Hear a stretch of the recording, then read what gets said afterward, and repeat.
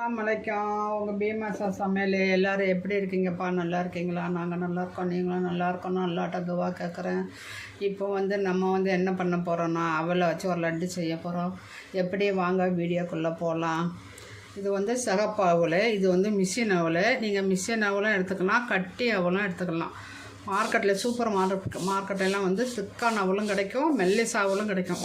இது என்ன அவல்னால் சிகப்பு அவல். நீங்கள் வெள்ளை அவலும் எடுத்துக்கலாம், சிவப்பு அவலும் எடுத்துக்கலாம். சிவப்பு அவல் எடுத்திங்கன்னா ரொம்ப சத்து உடம்புக்கு. அவல் உடம்புக்கு ரொம்ப ரொம்ப நல்லது. இதை நம்ம நல்லா வறுத்தெடுக்கணும். கொஞ்சம் கொஞ்சமாக போட்டு வருங்க. நான் கொஞ்சம் ஜாஸ்தியாக போட்டு வறுக்கிறேன்.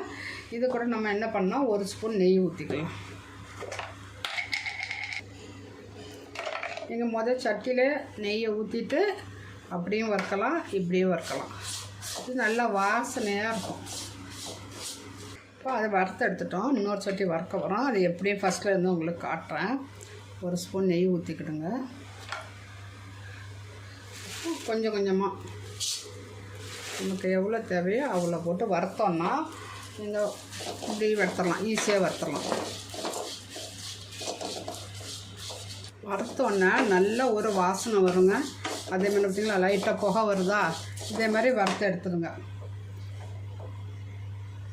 வறுத்த அவல்லாம் பொடிக்க போகிறோம். இதுக்கு ஒரு 5 ஏலக்காய் போடுறேன்.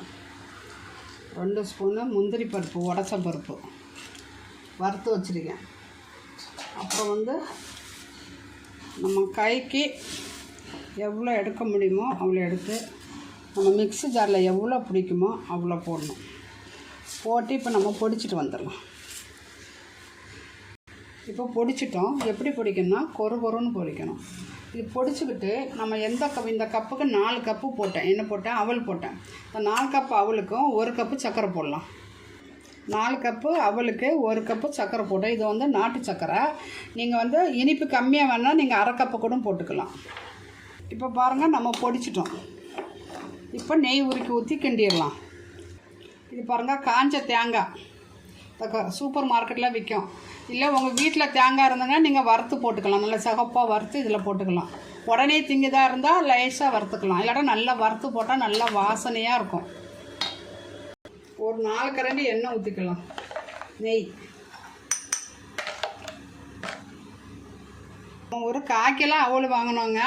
அதுக்கு ஒரு 150 சர்க்கரை போட்டோம். ஒரு 50 முந்திரி, ஒரு அரை முறி தேங்காய். இப்போது நெய் ஊற்றிக்கும். நீங்கள் நெய் வேண்டாம்னா தேங்காய் கூட தேங்காய் ஊற்றிக்கலாம், இல்லாட்டா ரீஃபண்ட் ஆயிலும் ஊற்றிக்கலாம்.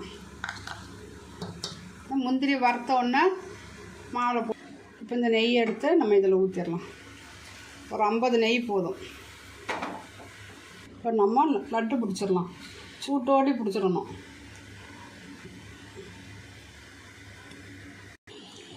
சூப்பரான அவல் லட்டு பிடிச்சாச்சு. சூட்டோடி பிடிச்சிடணும். நீங்கள் ஒரு 1/4 கிலோ அவல் வாங்கினீங்கன்னா ஒரு 150 சர்க்கரை எடுத்துக்கிடுங்க. 50 நெய் வேண்டான்னா நீங்கள் ரீஃபண்ட் ஆயில் கூட சூடு பண்ணி ஊற்றிக்கலாம். அதில் முந்திரி ஒரு 50 கிராம் போட்டேன்.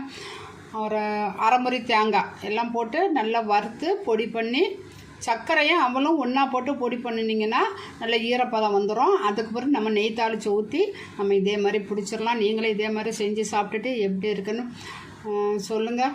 என் வீடியோவை ஃபஸ்ட்லேருந்து லாஸ்ட் வர பாருங்கள். அஸ்ஸலாமு அலைக்கும்.